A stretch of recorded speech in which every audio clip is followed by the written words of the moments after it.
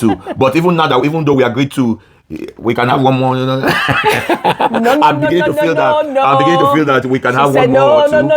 You know? No, it's a no for me. Yeah, but come to think of it. Hello, guys. Welcome to the Relationship Hub with the Smart Couple. And today we are going to be actually doing a reaction video. We saw a post on Instagram, and this post was about reasons why people called off their weddings. And we're going to be reading their reasons and reacting to them. Let's dig into it. Deal breakers that made people call off their weddings. So let's read the first one. We dated for 4 years, but his mother never warmed up to me. She'd made snide comments about my family background, even my job. He always said she'll come around, but never defended me. 3 months before the wedding, she told him I wasn't wife material. And he actually asked me to try harder to win her over. I realized I'd be fighting for acceptance my entire marriage. I wasn't going to spend my life proving I was worthy of love to someone who'd already decided I wasn't. Now, this person called up the wedding after this incident. What's your take on this? Yeah. This is about the mother of the spouse trying to... Spouse to be. Okay, spouse to be. Spouse to be, yeah. yes.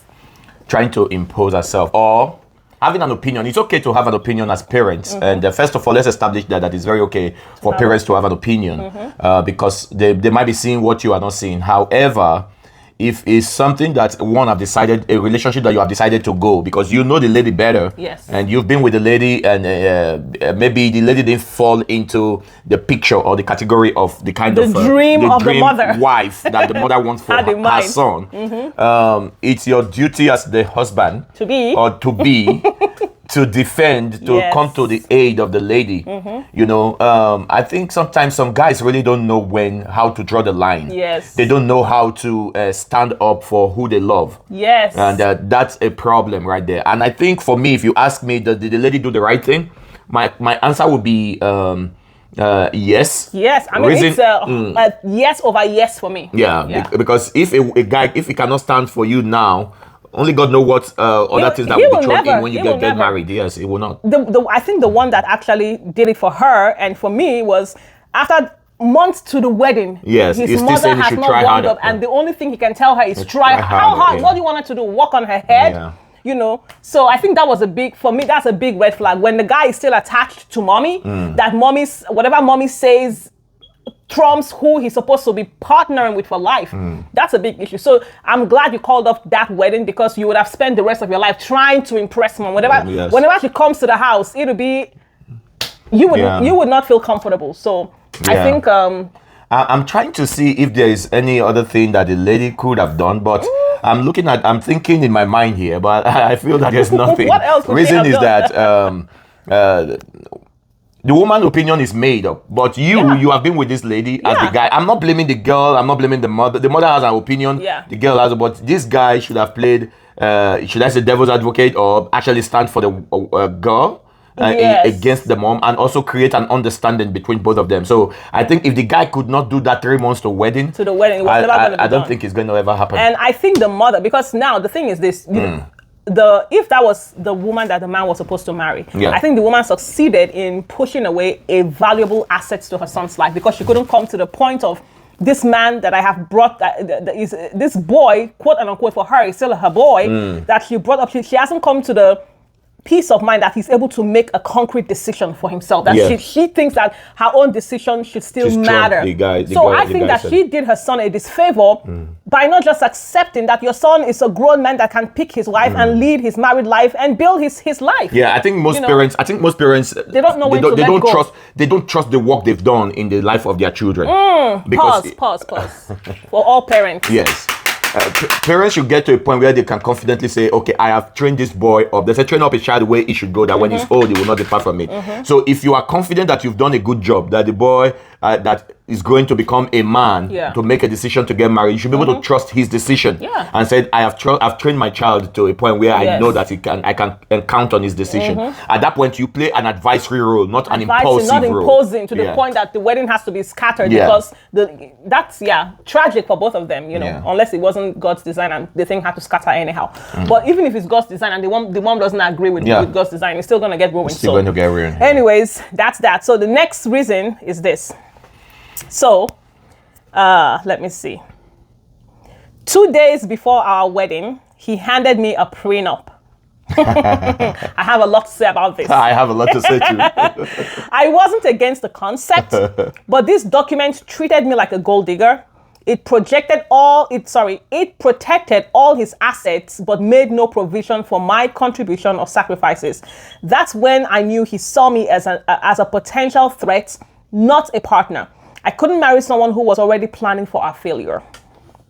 Okay. So let me give my take on this. Yeah, give your take. You know, you and I have a contrary take on this matter. We have contrary take on this matter, right? Yeah. I think for me, if I was to get married and someone handed me a prenup, I don't want to. I think for me, I feel the lady had a yes over yes reason to call off this wedding because, number one, you already see her as a gold digger. You've labeled her by bringing that document. Whether this happens for the man or for the woman, vice versa, you've labeled that person as someone with ulterior motives.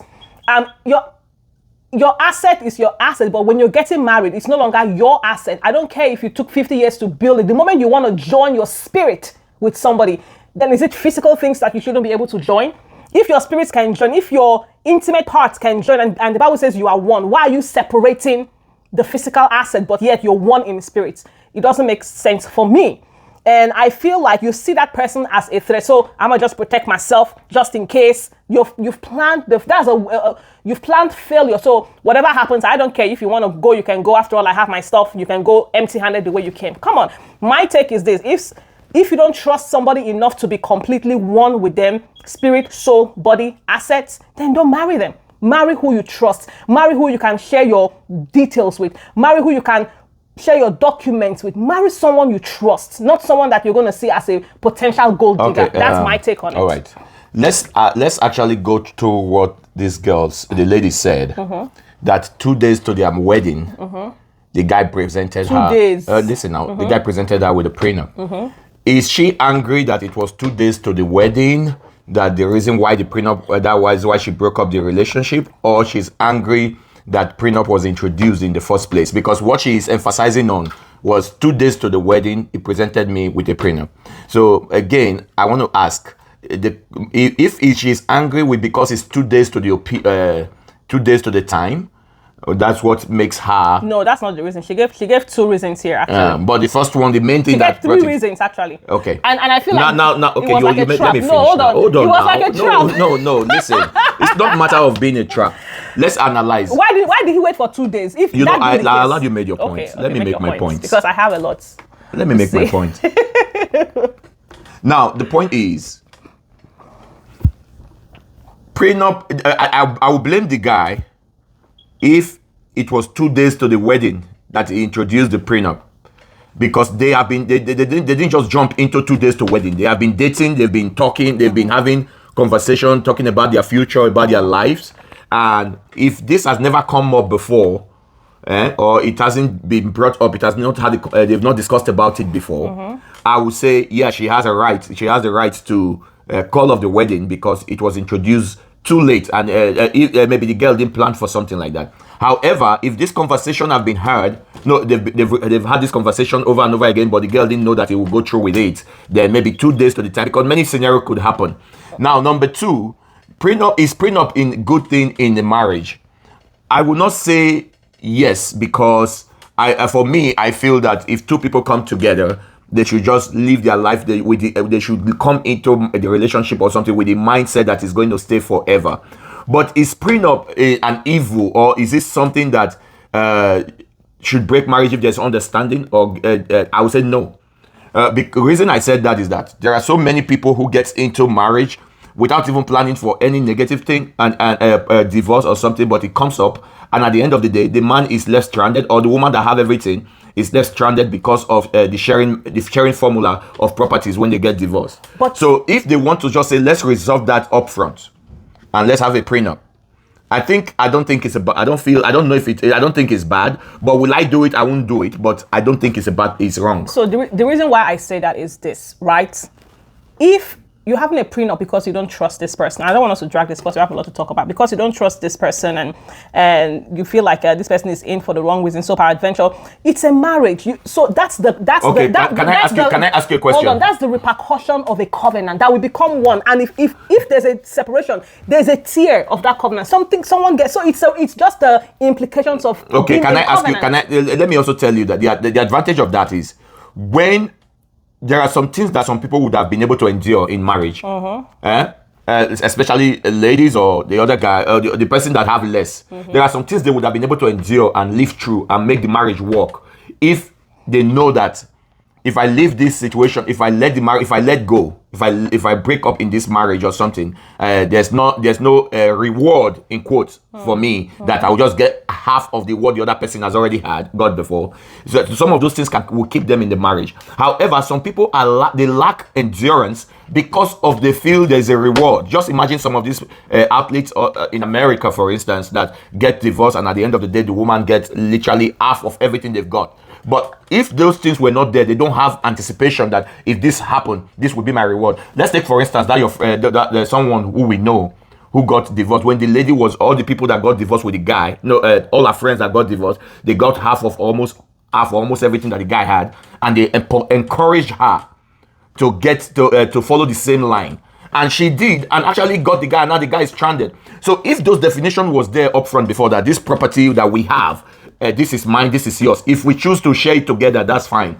The lady will endure that marriage and she will stay in that marriage. Well, okay, let's not drag it. I don't agree, Shah. Well. But it's okay, so let's not drag it. But again, this situation is in an individual thing. For me, I don't think I want to do. I will advise a prenup. Because I believe that we go into marriage for something. But if you're asking me if it's a sin or something, if it's wrong, not a sin. I will tell you no, it's not. Maybe they have their own reason. Trust is built over time. Then if you don't trust, it's not in marriage you want to trust. You trust okay, before marriage. Do you know even before you get into before you get into marriage, you are not 100%. You don't trust 100%. But at least I trust you. As you get into the marriage, you guys are going, you are building trust. You are building confidence. You are building trust. That's the point. Anyway, that's how I say it, and you might say it differently, and you are still free to your opinion to see it your own way, but that's moving on. So the next deal breaker for this person, so it started small. He'd say things like, let me run it by my pastor first. Okay, cool.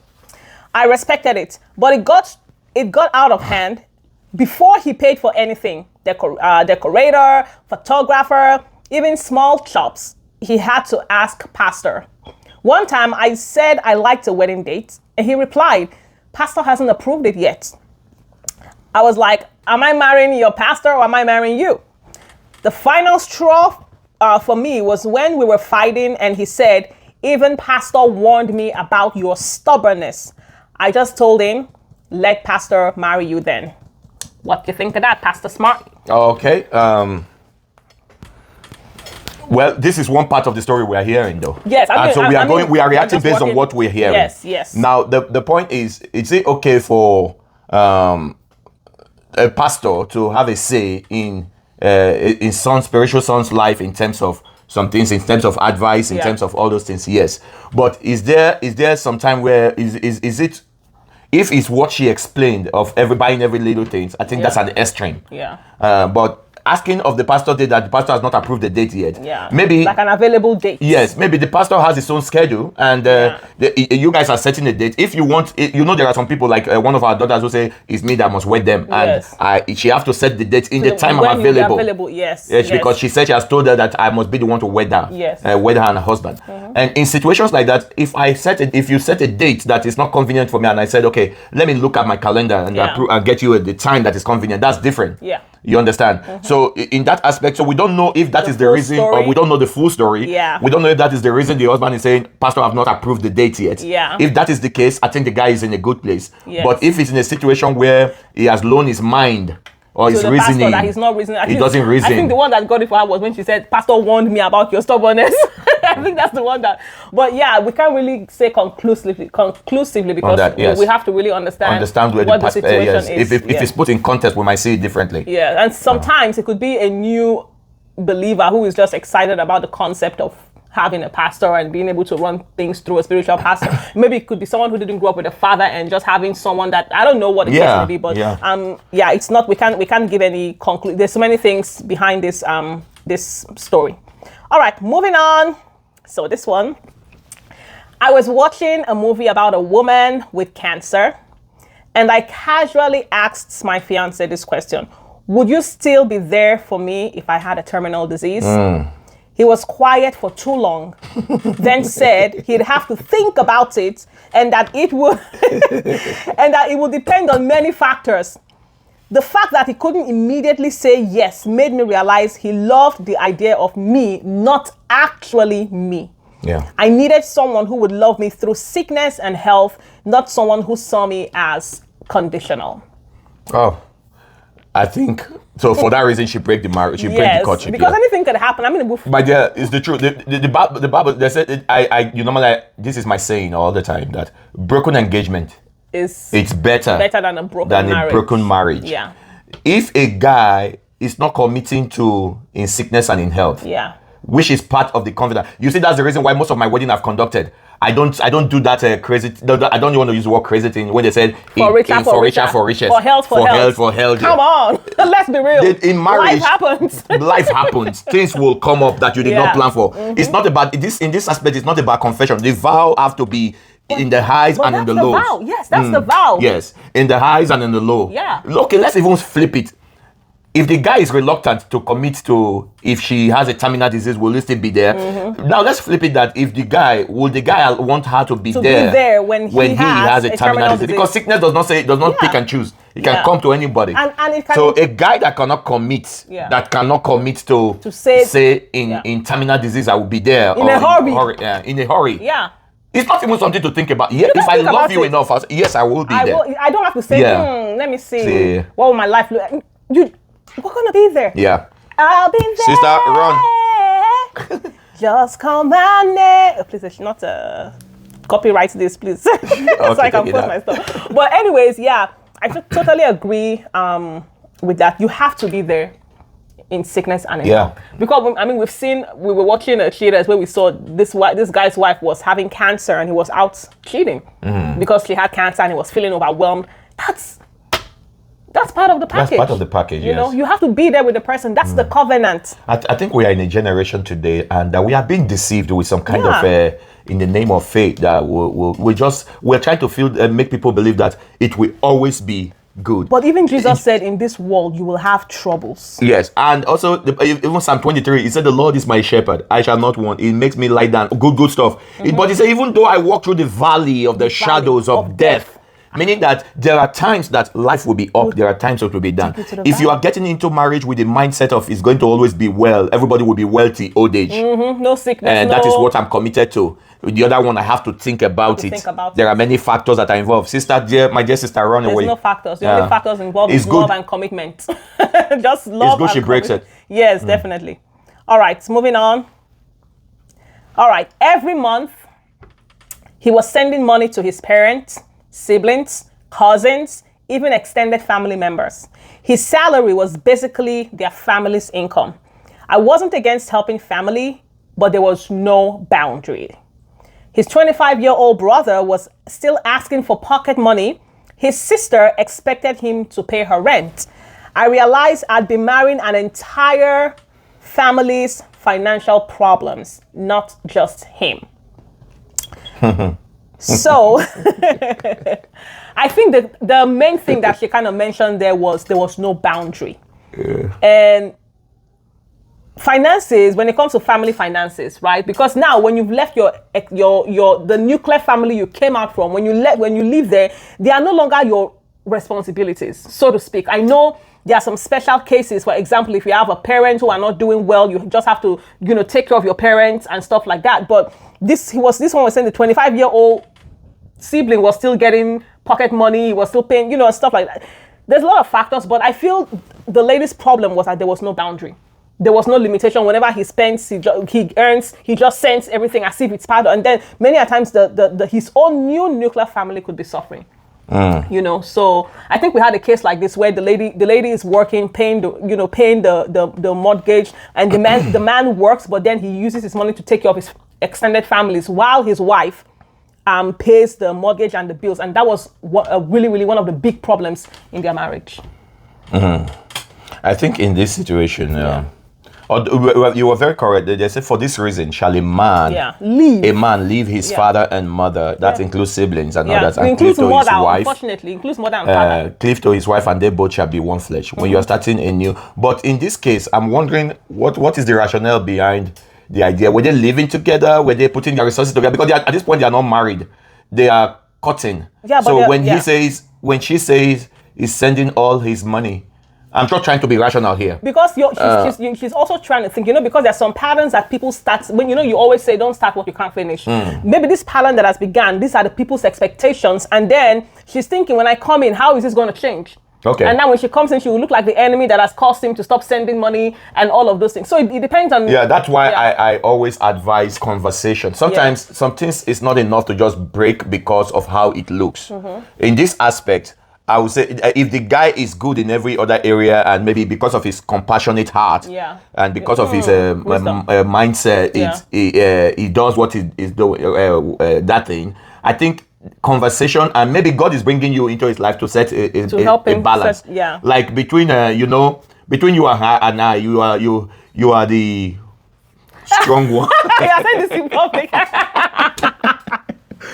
No, I'm only trying to talk about balance. That sometimes God bring you. Maybe Please, God is I'm bringing. very soft. Look at me. Do I look like I? Yes, you are very soft. I'm very soft. But what I'm trying to say is that God brings people to your life if you have a particular kind of mindset. So for that guy, maybe this lady will be. If they have a reasonable conversation and she makes her points, make him see some kind of things that if we are going to be getting into marriage, some of these things, there need to be boundaries, like you said, the limitation to an extent, what you can do. It's not everything you respond to, because the family problem will always be there. Yes. So what you... And they can survive without you, and they just imagine when you die tomorrow, something will happen. However, that does not stop from being helpful, but to what extent? Yes. Those are the kind of conversation they need to have. Except they have had all the conversation, the guy have said, I've resolved. No, that is how it would be. Nothing would change or something. Then the lady will, she's free to go away. But however, I think it's not just if that is the only situation, and if you're not talking, it's not enough to just counseling this. So, but just peradventure, there's someone going through